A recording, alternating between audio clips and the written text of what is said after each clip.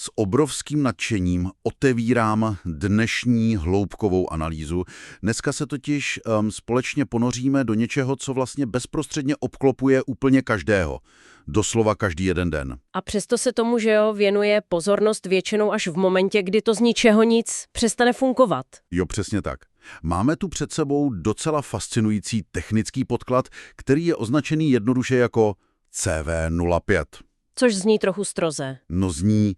Na první letmý kohled by se totiž mohlo zdát, že jde jen o nějakou naprostou změť čísel, hodně nepřehledných tabulek a prostě nekonečných rovnic. Ale ve skutečnosti se v těchto datech skrývá úplný základ toho, jak moderní budovy, tak říkajíc, dýchají. Ono to jsou naprosto přesné, řekla bych až nekompromisní inženýrské postupy, které ve finále rozhodují o tom základním komfortu. Rozhodují o tom, jestli se člověk v nějaké moderní kanceláři nebo v obřím nákupním centru cítí příjemně, nebo jestli naopak bojuje s nesnesitelným suchem, pálením očí či naopak s nějakým těžkým dusnem. Je to přesně tak. A mise dnešního zkoumání je vlastně ve svém jádru docela přímočará, i když ta cesta k finálnímu výsledku je lemována poměrně složitou matematikou. Cílem je prozkoumat ty přesné matematické výpočty, které stojí za zvlhčováním a odvlhčováním vzduchu pomocí takové té velké průmyslové vzduchotechniky. Takže žádné hádání z křišťálové koule. Ne, žádná magie, žádné odhady, je to čistá fyzika a termodynamika. Tento podklad CV05 nás krok za krokem provází tím, jak se sofistikovaný systém musí poprat se dvěma absolutními a vlastně zcela protichůdnými extrémy. Tím myslíme zimní a letní období. Jo, přesně. Celé to jasně ukazuje, že udržet stabilní vnitřní klima vyžaduje obrovské množství skryté, lidskému oku neviditelné práce. Takže pojďme si to rozebrat. Já bych navrhoval, než se vrhneme úplně po hlavě do samotných výpočtů, zlomků a goniometrických funkcí, začít s trochou nezbytné teorie. Je potřeba si vytvořit určitou mentální představu. To je určitě dobrý nápad. Bez toho by to byla jen suchá čísla. Mně vlastně docela pomáhá, když si obyčejný vzduch představíme jako takovou neviditelnou houbu na vodu. A tahle pomyslná houba má jednu hodně specifickou vlastnost. Její schopnost nasát a udržet vodu se totiž dramaticky mění podle toho, jakou má teplotu. Přesně. Čím je ten vzduch teplejší, tím větší houbou se stává a tím víc vlhkosti do sebe dokáže pojmout. A naopak, čím je chladnější, tím víc se tahle houba fyzicky smršťuje a ta přebytečná voda z ní prostě musí jít pryč, neudrží ji. No a tenhle teoretický základ, tahle analogie s houbou, nás docela logicky přivádí k prvnímu zásadnímu problému z našeho materiálu. K tomu zimnímu extrému. Zimní extrém je totiž klasika. Ten podklad jasně definuje situaci s maximální venkovní teplotou pouhý 1 stupeň Celsia. Což je docela zima. Je. Ať už je prosinec nebo leden, vzduch je při téhle teplotě neuvěřitelně chladný. Takže ta naše houba z přirovnání je smrštěná na naprosté minimum a neudrží skoro nic. Z absolutního hlediska je v tom mrazivém vzduchu vody úplné minimum, je prakticky suchý. A tady nastává ten kritický moment celého toho procesu, že jo? Vzduchotechnika ten ledový vzduch naseje z ulice a ohřeje ho. Zadání vyžaduje vnitřní teplotu 20 až 21 stupňů. A jakmile se vzduch takhle výrazně ohřeje, houba se obrovsky zvětší, kapacita roste. Jenže množství vody v ní zůstalo naprosto stejné jako venku při tom 1 stupni. Což znamená, že relativní vlhkost drasticky klesne, vzduch se stane úplně extrémně až nezdravě suchým. Přesně. A proto je nutné do něj uměle přidat vodu. Náš podklad mluví konkrétně o polytropickém zvlhčování. Bez toho by to prostředí uvnitř prostě nebylo k žití, lidem by praskaly rty. To dává naprostý smysl. A hned vedle toho nám ten zkoumaný materiál servíruje letní extrém, což je vlastně úplně opačný příběh. Pro měsíce jako červen nebo červenec máme stanovenou maximální venkovní teplotu 30 stupňů Celsia. Takže houba je teď obrovská, roztažena na maximum. Jo, a navíc je už zvenku plně nasátá vlhkostí z toho horkého prostředí, ale uvnitř budovy neustále vzniká další vlhkost provozu. Tento horký a vlhký vzduch se musí ochladit a odvlhčit, abychom měli ideálních 25 až 26 stupňů a relativní vlhkost tak 50%. Kdyby se to neudělalo, tak by to v prosklené kanceláři vypadalo doslova jako v tropickém pralese. Co to tedy všechno znamená? Znamená to, že vzduchotechnika rozhodně nedělá jen nějaký obyčejný průvan, jak se leckdo myslí. Je to obrovská laboratoř ukrytá ve strojovně, která doslova každou vteřinu přidává a odebírá vodu podle nesmírně složitých rovnic. Je to tak. A když se konečně přesujeme k detailnímu rozboru řešených úkolů z dokumentu CV05, uvidíme, co přesně se tam celou dobu počítá. Hlavním úkolem je exaktně spočítat 2 rozdílné hodnoty pro 2 rozdílné sezóny. Takže zima a léto.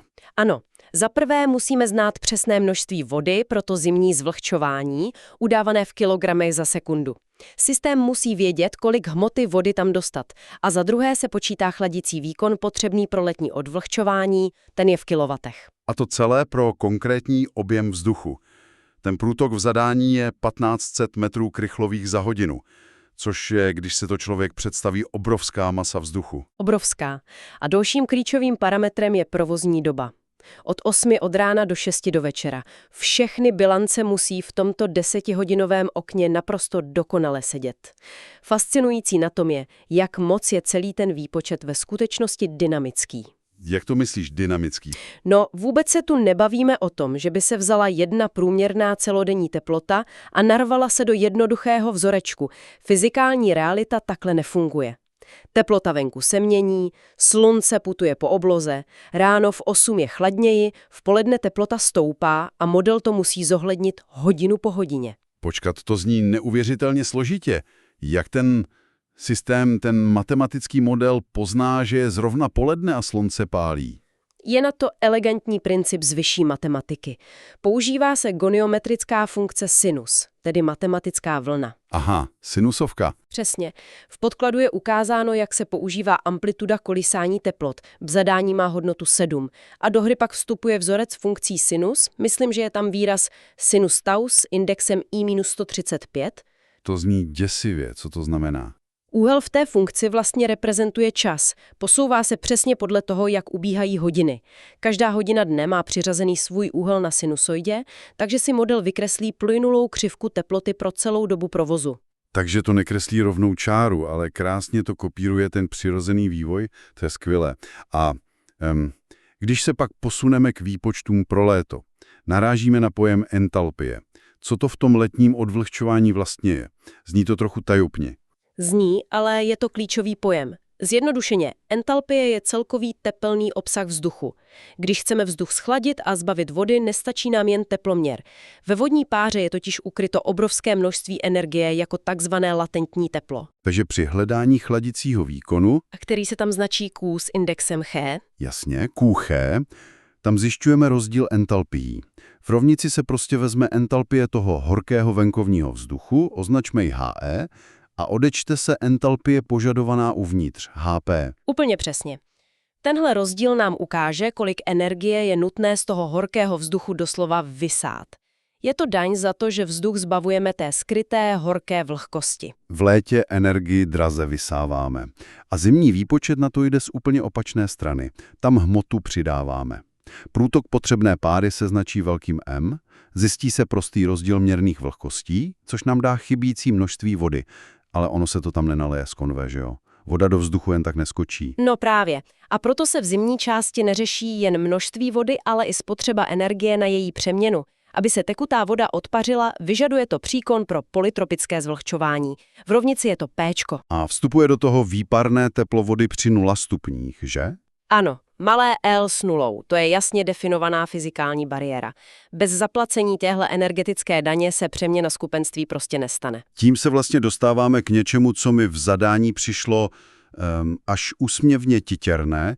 Jsou tam vnitřní vodní zisky v budově. Hodnota je 0,002 kg za sekundu. To jsou 2 gramy za vteřinu. Proč se u systému s 1500 kubíky vůbec řeší 2 gramy? Když si to spojíme do širšího kontextu, zjistíme, že to vůbec není zanedbatelné číslo. Tohle přesně modeluje běžné problémy z inženýrské praxe. Budova není prázdná, jsou v ní lidé. A každý dýchající člověk uvolňuje vodní páru. Nejen lidé, rostliny v kancelářích, vařící konvice v kuchyňkách, kávovary, to všechno tvoří ten neustálý vnitřní vodní zisk. A pokud si někdo myslí, že jsou to jen bezvýznamné 2 gramy, 5600 sekundami v hodině, jsme najednou na hodnotě 7,2 kg. To je přes 7 litrů vody každou hodinu. Plný kbelík vody, co se fyzicky zjeví ve vzduchu. A to už zní jinakže. Naprosto. A tady narážíme na nádherný paradox ročních období z materiálu. V zadání pro zimu je pokyn. Vodní zisky zanedbejte. Protože ten ohřátý zimní vzduch je tak strašně vyprahlý, že i 7 litrů vody z lidí a kávovarů se v něm ztratí jako kapka v poušti. Systém tu páru potřebuje, takže tahle drobná pomoc od lidí se vůbec nemusí řešit. Ale v létě se karta obrací. Klimatizace už tak bojuje s vlhkým venkovním vzduchem o 30 stupních, snaží se ho schladit a do toho jí budova zevnitř plive dalších 7 litrů vlhkosti. V létě je to doslova noční můra. Znamená to další masivní chladící výkon, který zatěžuje kompresory naplno.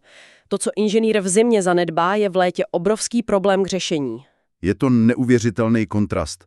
Ale pokud jde o překvapení, a tady to začíná být opravdu zajímavé. Když jsem procházel vzorec pro stanovení venkovní měrné vlhkosti, objevil jsem něco šíleného. V rovnici figuruje goniometrická funkce tangens úhlu H a to se odvíjí od výpočtu sluneční deklinace. To je ono. Zohledňuje se tam měsíc v roce a napevno je tam zeměpisná šířka 50 stupňů pro naše podmínky. Co dělá astronomie ve výpočtu vzduchotechniky? Tohle je moment, kdy člověk pocítí to propojení techniky a přírody. Návrh obyčejné klimatizace je matematicky spojen s pohybem nebeských těles. To, kolik vody musí čerpadla natlačit do vzduchu, závisí na tom, pod jakým úhlem slunce svítí na planetu. Takže podle toho, kde zrovna Země je na oběžné dráze. Úplně přesně. Sluneční deklinace ovlivňuje odpar vody v přírodě po celé polokouli a to definuje venkovní vlhkost. Proto podklad C05 dělá diametrálně odlišný výpočet pro prosinec a zvlášť pro červen. Každý měsíc má na oběžné dráze jinou signaturu a to nakonec diktuje otáčky ventilátorů u nás na Zemi. Páni, spojení makrokozmu a mikrokozmu jedné budovy. Když to tedy všechno shrneme, jasně z toho vyplývá, že udržet ideální vzduch není o tom znuděně zmáčknout tlačítko na termostatu. Ne, je to o zdlouhavých hodinových bilancích. Znamená to matematicky sledovat křivky slunce putujícího po obloze, přepočítávat entalpie odpar vody, jen aby průtok 1500 kubíků za hodinu prošel trubkami bez jediné nepatřičné kapky kondenzace. Inženýrský zázrak schovaný za sádrokartonem. To otevírá důležitou otázku, nad kterou stojí za to se na závěr zamyslet. Celý tenhle model, ty sinusovky, entalpie, zvlhčování, to se navrhuje striktně pro provozní dobu od 8 ráno do 6 večer. 10 hodin. 10 hodin pod absolutní kontrolou. Ale co se fyzikálně děje uvnitř budovy během těch zbývajících 14 hodin ticha?